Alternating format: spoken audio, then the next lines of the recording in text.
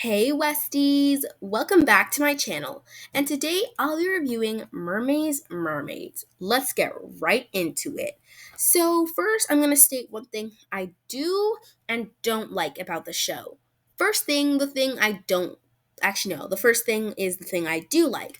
I really enjoy the aesthetic. I love how the buildings are this bluish purple and they have these neon pink lights.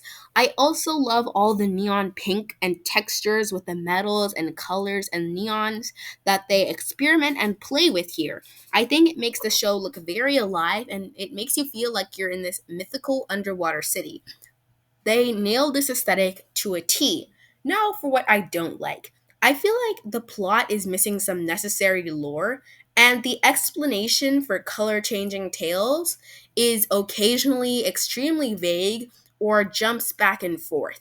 We never get a solid, definishing, final statement on why this happens. Yes, we know how it happens, what you need to do, but we don't understand how the tail, a physical part of a mermaid's body, is it will change color based if they're doing something they're passionate about. One second it's doing something they're passionate about, the next is finding your true self and all these other cringy emotional kid show stuff. I feel like it doesn't make much sense and doesn't hold up very well. Now let's get into the review of the series. First up, we have season 1, episode 5. The rest of the episodes are basically irrelevant when it comes to plot. Episodes 1 to 4 are mostly just episodic and kind of generic. But episode 5 is where the drama, tea, and review starts. So, episode 5, we're introduced to this new mystical mermaid called Aura. Her special ability that really made her national wide famous was her magical ability to change the color of her tail on instant. And that wowed everyone because it had been something no one was able to do for years. She was also an actress and singer and generally a celebrity and icon. Now, let's get into the review of the actual episode. Our five main characters are finally given the opportunity to meet Aura, but while there, she calls them aside and says that she has something extremely important to talk about. First, she sings their praises and talk about how they're all in unique individuals and how they can all help her on this journey that she's trying to take. She tells them that they too can unlock the ability to change the color of their tails and fins, but she'll need their help in return. What they need to do is help her 1. Find out who's been draining color from the city, 2. Change the color of their tails to help her stop this person, and that's basically all we get. So, what's happening is that somehow, some way, color is magically disappearing from the city, meaning buildings, items, furnitures, plants, food, all going grayscale. And Aura can't seem to figure out why. She wants our five main characters' help to figure out how to fix this. With this news, the mermaids are now determined to help Aura on her new mission to save Mystic City and return the color to all the land. Now, let's get into episode 6. The mermaids struggle at home to figure out how to get their tails to change color. They try spinning and whirling around like they did the first time it happened, but then we discover that Jordy has mastered, or at least been able to change the color of her tail again while playing finball.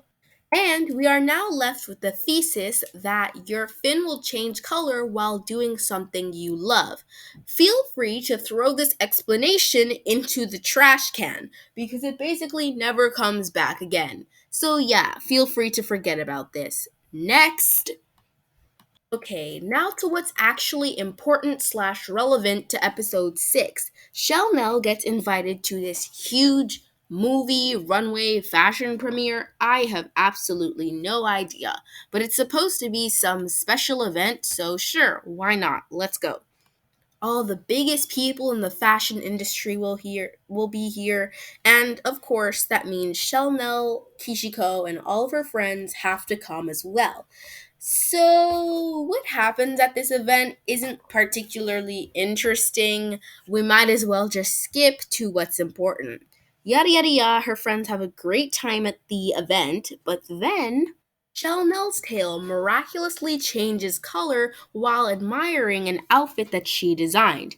Basically, talking about fashion, which does seem to support the idea that like doing something you love or something you're passionate about will make your fin change color. But once again, that idealism is completely trash for the rest of the series, so feel free to dump that in the trash can. It will only be mentioned a couple times later, and then the finale will just throw that away with some plot armor worthy explanation. So, of course, for clout, Shellnell decides to string with Kichiko showing off her color changing tail. Because, of course, why just keep your secret under wraps for the better of the city and to helpfully protect the city from it losing its color when you can get some fabulous clout by posting it all over the internet? Now, for the interesting part. After the premiere at the Mystic Cinema, the entire cinema and area goes dark. And I love the lighting for this scene. You see a couple of the windows glowing in the background, but it's mostly dark. Something else that's extremely important in this scene is that after the cinema goes completely dark, we see a fin swim away from the scene. Now, this is what I mean when I say characters come to random conclusions due to random specific events. This is supposed to make you feel like someone specifically is draining magic out of the city and not just some random natural circumstance. But Aura and the main five aren't the only ones at the premiere. So this could be literally anyone else just leaving the premiere building. This doesn't necessarily mean that the person who just swam away is the person who did this. Random conclusion on no real basis of evidence. Yikes. On to the next episode, episode 7.